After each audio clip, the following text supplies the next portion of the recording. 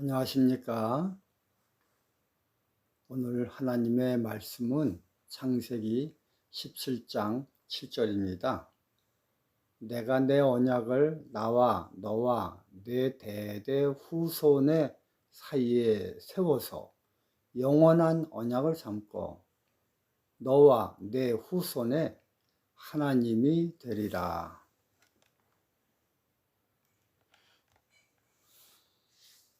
오늘 제목은 엄청난 믿는다는 사실의 용기. 엄청난 믿는다는 것의 이 사실의 용기에 대해서 말씀드리겠습니다.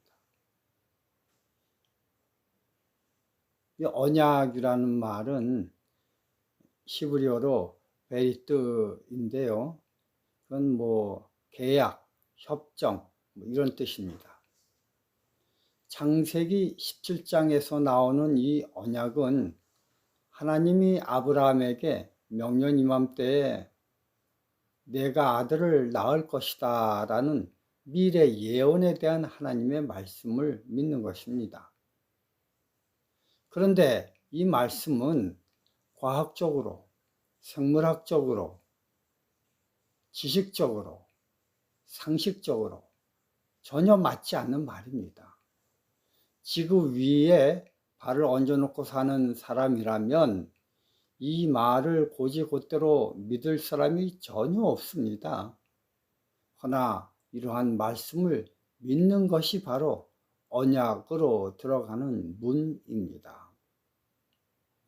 기독교의 존재, 그 기본 밑바닥은 나를 위해 하나님의 아드님이 십자가에 달려 돌아가셨고 3일 만에 부활하여 다시 사심으로 나의 구원을 이루셨다는 것을 믿는 것입니다. 전혀 과학적으로, 생물학적으로, 지식적으로, 상식적으로 이해 안 되는 것을 믿는 것으로부터 시작하는 것이 바로 기독교입니다. 이처럼 온 성경 전반에 흐르는 기류가 바로 이 정신입니다. 전혀 불가능한 것을 오로지 성경 말씀 내용을 믿음으로 믿는 것을 가리켜 기독교라고 합니다. 가능한 것을 믿는 것은 기독교가 아닙니다. 불가능한 것을 믿기 때문에 그렇기 때문에 하나님의 종교가 되는 것입니다. 하나님은 아브라함에게 평범한 것을 제안하시며 믿으라고 하시지 아니하셨습니다.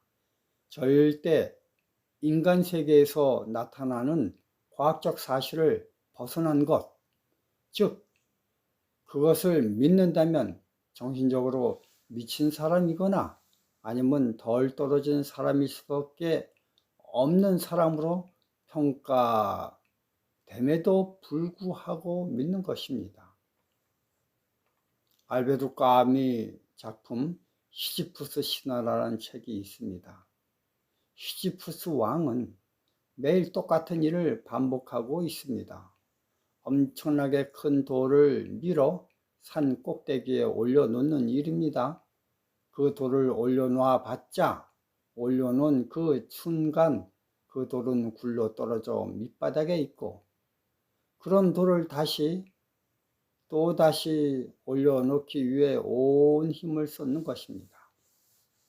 이처럼 매일 일상적으로 평범한 일이 반복되는 삶을 사는 현대인을 묘사한 책입니다. 할 수 있는 일만 늘 반복하여서 하는 사람을 가리켜 평범한 사람이라고 하고 평범하지 아니한 일, 즉 믿기지 아니한 일을 믿는 사람을 가리켜 특별한 사람이라고 합니다. 하나님께서는 아브라함에게 평범한 일을 믿으라고 하시지 아니하셨습니다. 그런 일을 믿는다는 것은 아무나 할 수 있는 일입니다. 그러나 믿기지 아니하는 일을 믿는다는 것은 하나님 백성만 할 수 있는 일입니다.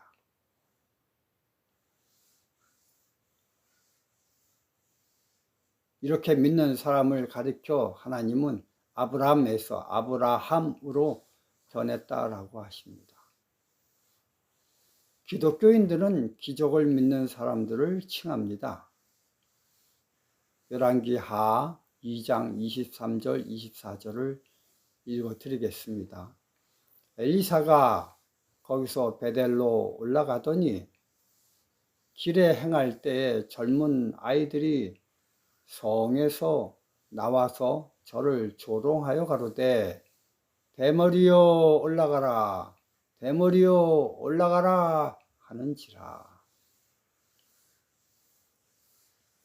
엘리사가 돌이켜 저희를 보고 여호와의 이름으로 저주하며 곧 수풀에서 암곰 둘이 나와서 아이들 중에 42명을 찢었더라. 이 성경 말씀을 문자대로 읽고 생각한다면 하나님은 정신 나간 분이라고 생각하게 됩니다. 선지자를 대머리라고 하였다고 42명의 무고한 청년을 찢어 죽였다면 그런 하나님을 누가 믿겠습니까?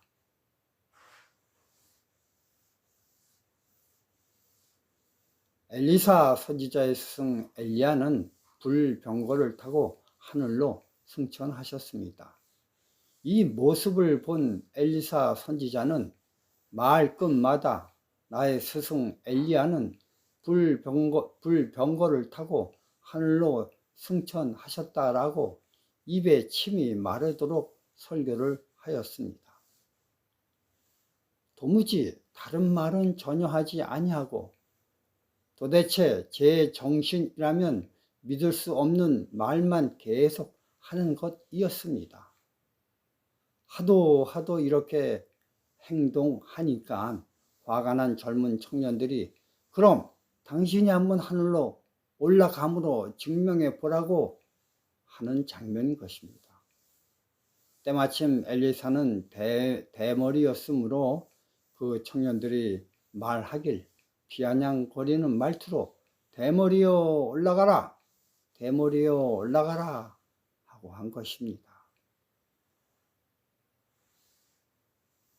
근데 여러분 성경을 보십시오. 열왕기하 2장 11절 12절 두 사람이 행하며 말하더니 호련히 불수레와 불말들이 두 사람을 격하고 엘리야가 회리바람을 타고 승천하더라. 엘리사가 보고 소리 지르되 내 아버지여 내 아버지여 이스라엘의 병거와 그 마병이요. 엘리사는 그 두 눈으로 똑똑히 봤습니다. 그렇기 때문에 그는 목숨 걸고 자기가 본 것을 증거하고 있는 것입니다. 우리는 제7일 안식일 예수 재림 교인입니다.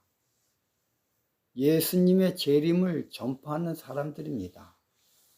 이런 재림을 전파하는 사람들은 엘리사와 같은 확신을 가지고 전해야 합니다. 경험하지 못해서 불확실한 마음으로 전하면 아무 의미가 없습니다. 우리 믿음의 선조들은 1844년 10월 22일 승천바위에 모여 곧 오실 예수님을 맞이하기 위하여 기다리고 기다렸습니다. 해 뜰 때부터 해 질 때까지 하루 온종일 기다렸습니다. 그러나 하늘에서는 아무 기적 없이 그저 다른 날과 똑같이 해가 뜨고 해가 졌습니다. 그들은 이날에 예수님이 재림한다고 전 세계를 바쳐 외쳤던 것입니다. 그러나 그날 예수님은 재림하시지 아니하셨습니다. 그들은 맥없이 집으로 돌아왔습니다. 그 다음 날 세상 사람들은 재림을 기다린 사람들을 향해 손가락질을 하며 외쳤습니다. 올라가라! 올라가라! 왜 여기 있냐? 하늘로 올라간다고 했잖는가? 올라가지 않고 여기서 왜 서성거리느냐? 그들은 동네에 살 수가 없었습니다. 미친 사람 취급받았습니다. 평범하게 산다는 것이 불가능하였습니다. 그러나 그럼에도 불구하고 다시 성경을 연구하고 또 연구한 후 그들은 일어나 다시 외쳤습니다. 예수님은 분명히 오신다. 오실 날짜 계산은 틀렸지만 그러나 그 오신다는 행위는 결코 틀리지 않는다. 이렇게 실패를 경험한 사람들이 모여 다시 외치는 대열을 가다듬고 외쳤습니다. 이것이 바로 제7일 안식일 예수 재림교회가 세워진 기초입니다. 처절한 실패 속에서 생겨난 교단이 바로 우리들입니다. 계시록 10장 11절 저가 내게 말하기를 네가 많은 백성과 나라와 방언과 임금에게 다시 예언하리라 하였더라 하더라. 남들처럼 성공의 기초 위에 기쁨으로 세운 교회가 아닙니다. 철저하게 쓰러진 바탕 위에 세운 교회입니다. 그러므로 이 성도들의 마음가짐은 평범한 사람들의 마음가짐과 천지 차이입니다. 대머리에 올라가라 라는 쓰라린 비아냥을 기초로 하여 다시 외치는 무리들인 것입니다. 왜냐하면 재림이라는 것이 너무나 중요하고 확실했기 때문입니다. 그리고 이 사실은 엘리야가 불병거를 타고 승천함과 똑같이 분명하고 확실하였기 때문입니다. 이런 정신적 자세를 취하고 재림을 외치는 사람들이 바로 저희들인 것입니다. 당신은 이런 외침의 대열에 왜 미친 사람처럼 참여하고 있습니까? 그것은 계시록 22장 20절 성경 맨 마지막 책, 맨 마지막 장에 맨 마지막 절에 이렇게 나와 있습니다. 이것들을 증거하신 이가 가라사대 내가 진실로 속히 오리라 하시거늘 아멘 주 예수여 오시옵소서. 성경은 이런 말로 끝을 맺고 있기 때문인 것입니다. 아브라함에게 하나님은 언약을 제시하시며 약속을 믿으라고 하셨습니다. 그 약속은 제 정신을 가진 사람이라면 도저히 믿지 못할 현상입니다. 그러나 하나님은 그렇기 때문에 믿으라고 하셨습니다. 이렇게 믿을 때 비로소 나는 너의 하나님이 된다라고 하셨습니다. 치욕적인 과거의 실패를 딛고 그 위에서 다시 외치는 목소리는 예수께서 재림하신다 라는 말씀입니다. 이 엄청난 사실을 믿고 외치는 무리가 바로 남은 무리입니다. 이들의 믿음은 전혀 세상과 다릅니다. 이들의 정신사고는 전혀 세상 사람과